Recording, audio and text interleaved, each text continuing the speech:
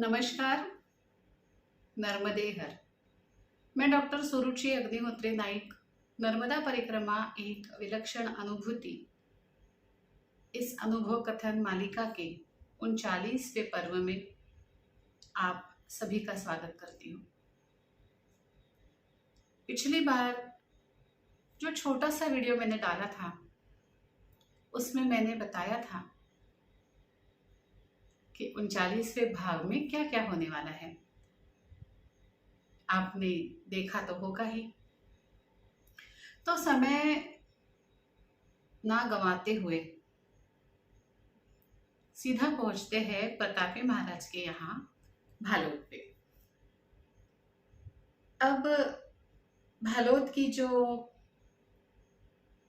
साधना और कई सारे सवालों की जवाबों की जो हमारी बातचीत हुई थी, वो भी आपने पहले सुनी हुई है। अब समय आया था वहां से आगे बढ़ने का। परिक्रमा का नियम होता है कि 3 दिन से ज्यादा आप एक स्थान पर नहीं रुक सकते। जब मैं अगले दिन जाने के लिए मेरी तैयारी करने लगी, तब महाराज जी मेरे पास आए और मुझे कहा, ये थैली लो। थैली में एक नीले रंग का ऊनी मफलर था और एक नरम तलम मुलायम सा एक कपड़ा मेरे हाथ को लगा। मैंने खोल के देखा तो वो एक धोती थी। महाराज जी ने कहा, ये मेरी तरफ से तुम्हें भेंट। अगले दिन वो जो धोती थी उसकी मैंने घड़ी करी अच्छे से, और मुझे ठंड लग रही थी तो मैंने उसे ओढ़ा। और मैं आपको बताऊं, नरम मुलायम, और उसे ओढ़ने के बाद मुझे बिल्कुल ठंड नहीं लगी। इस तरह से हम मराठी में ऊबदार शब्द कहते हैं, जो गर्मी पकड़े रखता है, जिससे ठंड नहीं लगती। जिस तरह से माँ की पुरानी कॉटन की साड़ी हम ओढ़ लेते हैं, और क्योंकि वो माँ की साड़ी है हमें वो और ज्यादा अच्छी लगती है, इसी तरह से आज भी जब वो धोती चादर की तरह मैं ओढ़ लेती हूँ, तो आज भी मुझे उसके अंदर ऐसे लगता है कि मेरी माँ मुझे दुलार रही है। वो धोती और वो मफलर मैंने अपनी बैग में रखा, और जब दूसरे दिन वहां से सुबह निकलने लगी तो मेरे मन में एक ख्याल आया, वो ऐसा कि प्रतापे महाराज के रूप में, भालोद के रूप में मुझे मेरा मायका फिर से मिल गया है। एक और मायका, जो नर्मदा को जो मैं माँ कहती हूँ, तो उसका एक और घर मुझे मिला हुआ है। अब वहां से निकलना था, दूसरे दिन की सुबह थी। मैं तो निकल ही नहीं पा रही थी। महाराज जी हमें छोड़ने तक मेन रोड तक आए थे, और जिस तरह से अपनी माँ का घर छोड़ते हुए दुख होता है, उसी तरह से मुझे दुख हो रहा था। और जिस तरह छोटा बच्चा माँ को लिपट के रोता है, उसी तरह से मैं महाराज जी को लिपट कर रोने लगी। तब उन्होंने मेरे सिर पे हाथ रखा और कहा, बेटा आगे तो बढ़ना ही पड़ेगा ना, ऐसे कैसे चलेगा। लेकिन मैं तुझे वचन देता हूँ, जब समुद्र पार करके तुम गरुड़ेश्वर जाओगी, तब मैं वहां मिलने आऊंगा।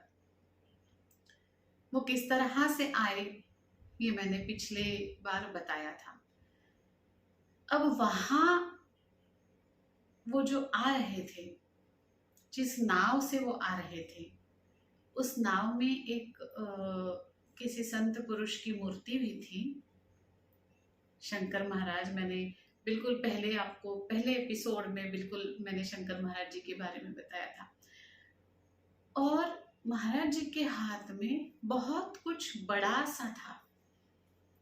महाराज जी आए, हम सीधा बड़े महाराज जी के मंदिर गए और वो जो कुछ बड़ा सा था वो महाराज जी ने वहाँ के बड़े महाराज जी के, मोटे महाराज जी के मंदिर में जो पुजारी थे उनके हाथ में दिया और उन्होंने वो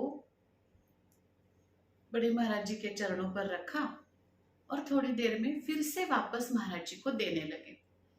तब महाराज जी ने मुझे बुलाया और कहा, उन पुजारी जी को कहा, देखो मेरे हाथ में मत दो, अभी मैं नहीं लूंगा, अब ये मेरी बच्ची है ना, इसके हाथ में दो। मैंने ले लिया। पता है वो क्या था? प्रतापे महाराज जी को उनके कार्य के लिए मिला हुआ जीवन गौरव पुरस्कार था। और तभी उसी वक्त महाराज जी ने मुझे आशीर्वाद दिया, प्रतापे महाराज जी ने मुझे आशीर्वाद दिया कि इस तरह का जीवन गौरव पुरस्कार तुम्हें मिलने वाला है, तुम कार्य करने वाली हो। वहीं पे एक आदिवासी क्षेत्र है मालसा मोट, वहां पे महाराज जी ने कहा कि तुम कार्य कर सकती हो गुजरात में, लेकिन वहां मैं कब जाऊंगी, किस तरह से जाऊंगी, ये तो अभी तक मुझे नहीं पता। लेकिन यहाँ मेरे घर के आसपास कुछ छोटे छोटे गांव हैं, वहां कुछ कार्य करने की शुरुआत हो चुकी है। मुझे विश्वास है कि महाराज जी ने दिया हुआ आशीर्वाद जरूर पूर्ण होगा और धीरे धीरे मैं उस आशीर्वाद की तरफ बढ़ूं, यह भी आशीर्वाद मुझे महाराज जी दे। इच्छा तो बहुत है, अब आगे मैया जी की मर्जी, और क्या कह सकते हैं। मैं प्रतापे महाराज जी के यहाँ से आगे निकली। अब तक जो लोग मेरे साथ थे वो पहले ही आगे निकल चुके थे और फिर से मैं अकेली हो गई थी, मैं अकेली चल रही थी। चलते चलते मैं गुमान देव हनुमान मंदिर आता है, अंकलेश्वर के थोड़ा पहले आता है, वहाँ पर मैंने विश्राम किया था। और दूसरे दिन सुबह जब मैं निकली तब एक बहुत ही अजीब घटना हुई। ये घटना का उल्लेख मैंने छोटे वाले वीडियो में नहीं किया है, मैं भूल गई शायद उसका उल्लेख करना। कोई बात नहीं, वो घटना आपको बताती हूँ। गुमान देव मंदिर में जब मैं रही थी तो वहाँ मुझे कपड़े धोने और सुखाने का मौका नहीं मिला था और इसलिए मैंने नहाने के बाद भी वही वाले कपड़े पहन लिए, क्योंकि मेरे पास धुले हुए कपड़े थे ही नहीं। अब मैं हाईवे से चल रही थी, मेरे पास पानी नहीं था। एक पेट्रोल पंप आया और वहां पे मैं पानी भरने के लिए रुक गई। अब मेरे कपड़े मैले थे, मेरे बाल भी बहुत अच्छी तरह से बांधे हुए नहीं थे, क्योंकि मैं काफी अंतर चल के आ रही थी तो शायद, और बालों को कई दिनों से तेल या शैम्पू या ऐसे कुछ परिक्रमा में नहीं लगाते हैं, तो लगा भी नहीं था, तो मेरे बाल भी कुछ ठीक ठाक से नहीं लग रहे थे। धूप में मैं इतने दिनों से चल रही थी तो शायद मेरा चेहरा भी टैन हो जाता है ना, काला पड़ जाता है, वैसे काला चेहरा हो गया था। जिस तरह से आप अभी मुझे देख रहे हैं वैसे मैं बिल्कुल नहीं थी, मानो रास्ते पर चल रही कोई भिखारन हो, उस तरह से मैं लग रही थी। और यही हुआ शायद। वहां पे एक वाटर कूलर था और उसको एक नल था, तो मैंने नल खोल के पानी पीने की इच्छा से मैं उस वाटर कूलर के पास गई, तो वहां पे एक चौकीदार था। उसने मुझे बोला, ए, क्यों हाथ लगा रही हो? तुमको पानी चाहिए तो मांग लो ना। तो मैंने कहा, ठीक है भाई साहब, मैं हाथ नहीं लगाती, अब मुझे पानी दे दो। ये लो मेरी बॉटल और आप मेरी बॉटल भर लो। मैं तुम्हारी बॉटल नहीं पकड़ूंगा। कहाँ से गंदी बॉटल तुम लाई होगी पता नहीं। मैं देता हूँ तुम्हें, रुको तुम वहां खड़ी रहो, मैं दूसरी बॉटल में तुम्हें पानी देता हूँ। अब जिस बॉटल में उस चौकीदार ने मुझे पानी दिया, मैं पीने के लिए गई तो उसे पेट्रोल की गंध आ रही थी। तो मैंने बोला, भैया पानी आप पीने के लिए दे रहे हो तो साफ बॉटल में पानी दो, नहीं तो मेरी बॉटल में पानी दे दो। इसमें तो पेट्रोल का गंध आ रहा है, मैं ये पानी नहीं पी सकती। अब ये जो बात हमारी हो रही थी, उसे वहीं पे खड़े दो लोग और सुन रहे थे, और वो आपस में अंग्रेजी में बात कर रहे थे। वो कह रहे थे, see her bag, it is branded, and see her clothes, they are so dirty, इधर she is from better family background and ran away from the house, or she must have stolen the bag. वो कह रहे थे कि देखो उसके कपड़े कितने गंदे हैं, कितने मैले हैं, लेकिन उसकी बैग देखो। तो या तो ये अच्छे परिवार से है और घर से भाग के आई है, या तो ये बैग और बाकी का कुछ सामान होगा बैग में, ये पक्का इसने चुराया हुआ है। अब मुझे तो अंग्रेजी समझती है, उनको लगा होगा कि मुझे शायद समझना नहीं होगा, या मैं पढ़ी लिखी नहीं होंगी। तो मैंने कुछ बोला तो नहीं, लेकिन मैं उनकी तरफ देखने लगी। तो उन्होंने फिर मुझे बुलाया और पूछा, कहाँ से आई हो, कहाँ जाना है तुमको, इतना महंगा सामान तुम्हारे पास कहाँ से आया, कहाँ से चुरा के लाई हो, रुको अभी पुलिस को फोन करता हूँ। अब मुझे तो समझ में ही नहीं आ रहा था कि मैं क्या करूं। मैंने उन्हें बताने की कोशिश की, भाई मैं परिक्रमावासी हूँ, ये सामान सब मेरा ही है और मैंने कहीं से चुराया हुआ नहीं है। और जब ये बातें उन्होंने सुनी तो एक तीसरा और आदमी हमारी बातें सुन रहा था, और वो शायद परिक्रमा के बारे में जानता था। तो वो आया और कहा कि अरे नहीं नहीं, ऐसा समझते हो, ऐसा नहीं है, महाराष्ट्र से होंगे आप, महाराष्ट्र के लोग तो बहुत चलते हैं परिक्रमा में। और इस तरह से बात करके उन्होंने फिर मुझे जाने दिया। अब मैं सोचने लगी कि देखो बाह्य रूप भी कितना मतलब बाह्य रूप के ऊपर भी क्या क्या निर्भर कर सकता है। यही सोचते सोचते मैं ये भी सोचने लगी कि मेरा बाह्य रूप कैसा है, ये उन्होंने देखा, और मेरे भीतर क्या चल रहा है वो ये देख नहीं पाए। इसी तरह से मैं भी यही देखती हूँ।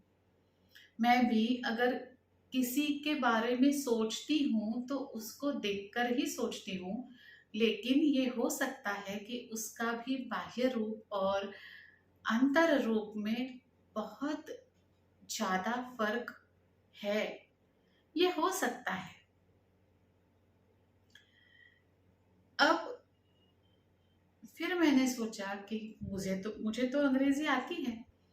जब वो अंग्रेजी में बात कर रहे थे तो मैं टोक कर उन्हें अंग्रेजी में बात कर सकती थी, लेकिन ऐसा हुआ नहीं। शायद उस वक्त मेरी माताजी ने मेरे अंदर के अहंकार को दबा दिया।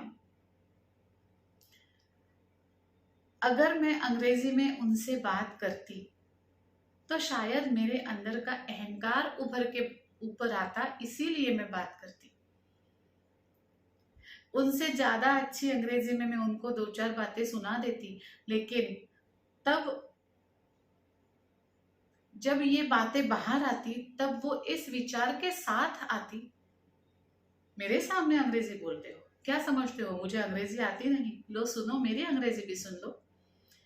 एक अहंकार आ जाता है शायद, लेकिन मेरे मैया ने इस वक्त वो आने नहीं दिया। लेकिन हमेशा ही ऐसा होता है, ऐसे नहीं। मैं अंकलेश्वर जब पहुंची तो इसी प्रकार की एक घटना और हुई, जब मेरा अहंकार टूट के बाहर आ गया। मैं उसे रोक नहीं पाई। बताऊंगी मैं ये किस्सा भी। अभी फिलहाल आगे की बात करते हैं। अहंकार की बात निकली है तो सोच रही हूँ कि अंकलेश्वर का अनुभव भी अभी आपको बता ही देती हूँ। आपकी जो उत्सुकता है उसे बहुत ज्यादा खींचना अच्छी बात नहीं है ना। गुमान देव से अंकलेश्वर अ, का जो रास्ता था वो हाईवे से ही मैं चल रही थी। कई लोगों ने मुझे बीच रास्ते में रोक रोक करके पूछा पूछा कि अंकलेश्वर हम आपको छोड़ दे क्या, लेकिन पैदल परिक्रमा में थी तो मुझे पैदल ही जाना था। मेरी जो छोटी वाली पर्स थी उसका बेल्ट टूट चुका था, मैंने उसको गठान लगा दी थी।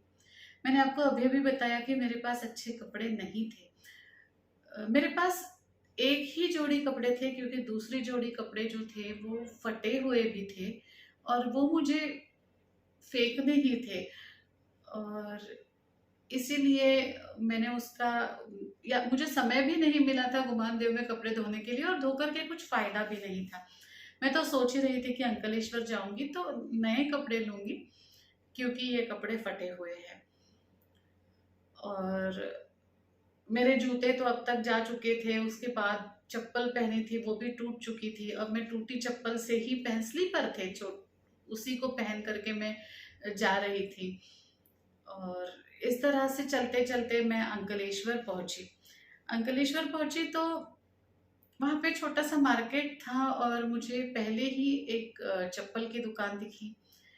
और बड़ी सी दुकान थी, सामने तो चप्पल लगे हुए थे, अंदर जब मैं गई तो कपड़े भी थे। काफी सारा सामान वहां पे था। मैं दुकान में गई और मैंने नर्मदे हर कहा। नर्मदे हर तो बोलना ही होता है।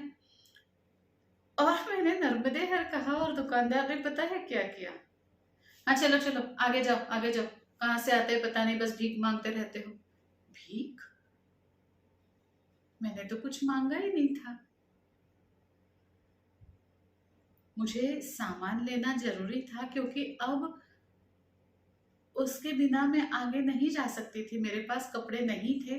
मेरे पास जो जो मेरी बैग थी उसको भी मैंने गठान लगाई थी, तो गठान मुझे यहाँ पे चुभ रही थी, उसको लेकर के ही मैं चल रही थी तो यहाँ पे जख्म सी हो गई थी।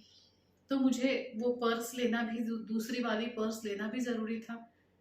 चप्पल का जो मेरा बेल्ट है उसकी जो गठान टाइप होती है ना, जो नीचे दबती है चप्पल के नीचे, वो टूट गई थी। मैं सेफ्टी पिन लगा करके चप्पल पहन के चल रही थी, तो मुझे चप्पल भी लेना जरूरी था। और मैंने उस दुकानदार से कहा कि भैया मुझे कुछ सामान खरीदना है। तो वो कहता है खरीदना है, पैसे है तुम्हारे पास? मैंने कहा हाँ मेरे पास पैसे है। तो उसने कहा कि ठीक है पैसे है तो फिर क्या चाहिए बताओ। तो वहां पे जो पर्सेस लटक रही थी कुछ, मैंने एक पर्स की तरफ उंगली दिखाई तो वो बोलता है कि अरे ये तुम्हारे बस की बात नहीं है, इसे तुम खरीद नहीं सकती, तुम छोड़ो। तो मैंने कहा दिखाओ तो सही, दिखाने के तो पैसे नहीं लगते ना, आप दिखा तो सकते हो। उसने दिखाई, मैंने बाजू में रख दी, सिलेक्ट करके मैंने बाजू में रख दी। फिर मैंने स्लीपर देखे, फिर मैंने मोजे भी देखे। मुझे ऐसे लगा कि रात में ठंड होती है थोड़ी बहुत तो मुझे पहन लेनी चाहिए। और ऐसे करते करते करीब करीब 600 रुपए का सामान मैंने निकाल निकाल के बाजू में रखा। और मैंने मेरी बैग में देखा तो मेरे पास पैसे थे, कैश मेरे पास पैसे थे। और मैं इसे देख ही रही थी मेरे पर्स में, और मैं सोच रही थी कि मैं कैश रहने दूं और एटीएम कार्ड ले लूं, कहीं ऐसी जगह जाऊं जहां पे मुझे कैश की ज़रूरत पड़े या किसी और को कैश की ज़रूरत पड़े, ये मैं सोच ही रही थी। तो वो दुकानदार बोलता है, मैंने बोला था ना तेरे पास इतने पैसे नहीं होंगे, पता है 600 रुपये हो रहे हैं, नहीं खरीद सकती ना, चलो भागो और आना नहीं फिर से यहाँ पे। इस तरह से उन्होंने वो दुकानदार में मुझे बिल्कुल बस धक्का ही मारना बाकी था। और मुझे, वैसे देखा जाए तो मुझे बहुत गुस्सा आना चाहिए था या मुझे बहुत बुरा भी लगना चाहिए था, लेकिन ऐसा नहीं हुआ। मुझे बुरा भी नहीं लगा, मुझे गुस्सा भी नहीं आया, लेकिन मेरा अहंकार थोड़ा सा उठ करके ऊपर आया, जो भी नहीं आना चाहिए था। देखिए, अहंकार आया, लेकिन सच में मुझे बुरा नहीं लगा था, क्योंकि कहीं ना कहीं इदम न मम का मंत्र मैं समझ चुकी थी। लेकिन पता नहीं क्यों, फिर भी जो थोड़ा बहुत अहंकार मेरा ऊपर आया होगा, तो मैंने उस दुकानदार से पूछा, मेरे पास कैश थी, हाँ ऐसा नहीं है कि मेरे पास कैश नहीं थी। मैंने उस दुकानदार से पूछा, डेबिट कार्ड या क्रेडिट कार्ड चलेगा? जब मैंने ये सवाल पूछा तो वो बड़े आश्चर्य के साथ मेरी तरफ देखने लगा। और फिर मैंने उसे बताया कि हम लोग चल रहे हैं, हमारे कपड़े खराब हो गए हैं, लेकिन हम भिखारी नहीं हैं, हम परिक्रमा में चलते हैं। और फिर उसने उसे अपनी गलती का एहसास हुआ, शायद उसने कहा, मुझे तो उसकी गलती लगी ही नहीं, क्योंकि मेरा बाह्य रूप था ही ऐसा कि वो इसी तरह से मुझे समझेगा। वो क्या, कोई भी अगर मुझे तब देखता तो शायद मुझे भिखारी ही समझता। फिर उसने मुझे चाय भी पिलाई, बड़े प्यार से, बड़ी अदबी से चाय पिलाई, मैंने पी भी। और फिर मैं वहां से आगे गई। तो ये अनुभव बताने का तात्पर्य ये है कि किस तरह से, देखो, बाह्य रूप में हम सभी बंध जाते हैं, और अंतर मन में क्या है या हमारे भीतर क्या है, उस तरफ हम में से किसी का ध्यान ही नहीं जाता। अगर वो ध्यान अंदर की तरफ जाए तो शायद इस बाह्य रूप के कैसे भी होने से कोई फर्क पड़ेगा ही नहीं, है ना।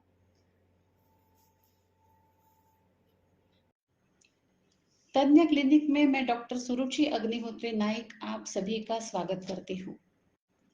तज्ञ क्लिनिक में आपका इलाज संपूर्णतः नैसर्गिक चिकित्साओं से किया जाता है, जिनके कोई साइड इफेक्ट नहीं होते।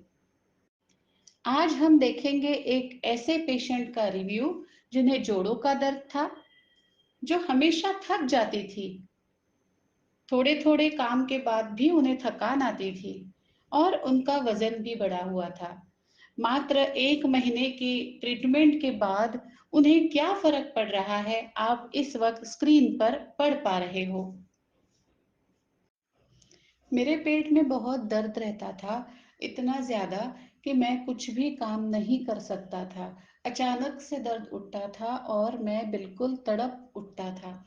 सोनोग्राफी के बाद पता चला कि मुझे गॉल ब्लैडर में स्टोन है। मैंने डॉक्टर सुरुचि को संपर्क किया और उनसे कहा कि मैं ऑपरेशन नहीं कराना चाहता। डॉक्टर सुरुचि ने कहा, हम कुछ दिन तक दवाई लेकर के देखते हैं, फिर ऑपरेशन के बारे में सोचेंगे। अभी ऑपरेशन के बारे में सोचने की कोई ज़रूरत नहीं है। उनकी 2 महीने की ट्रीटमेंट के बाद अब मुझे बिल्कुल भी दर्द नहीं होता। उनके कहने के हिसाब से और 2 महीने बाद हम सोनोग्राफी करेंगे। मुझे विश्वास है कि मेरे जो स्टोन्स है वो पूरी तरह से दूर हट जाएंगे। आपको या आपके किसी मित्र को, परिवार में किसी को कोई भी समस्या है तो कांटेक्ट कीजिएगा, संपर्क कीजिएगा तज्ञ क्लिनिक डॉक्टर सुरुचि अग्निहोत्री नाइक 9823653511 पर। याद रखिएगा, तज्ञ क्लिनिक में सारी ही चिकित्सा संपूर्णतः नैसर्गिक है, जिनके कोई साइड इफेक्ट नहीं होते। धन्यवाद। वहाँ से मैं आगे निकली और एक ऐसी जगह पे जा पहुंची जिस जगह के बारे में मैं बताऊंगी, ऐसे मैंने आपको छोटे वीडियो में बताया हुआ है। ऊपर लिखा है कोल्ड बॉइलिंग वाटर। जी, ऐसी जगह है जहाँ पे पानी ठंडा है लेकिन पानी उबल रहा है। आश्चर्य हो रहा है ना? जी, इस जगह को बलबला कुंड कहते हैं। मैंने छोटे वाले वीडियो में ये भी कहा था कि ऐसा करने से ऐसा होगा, कैसा करने से क्या होगा ये मैं आपको 39वें भाग में बताऊंगी। तो बलबला कुंड नाम की ये जो जगह है वो एक कुंड है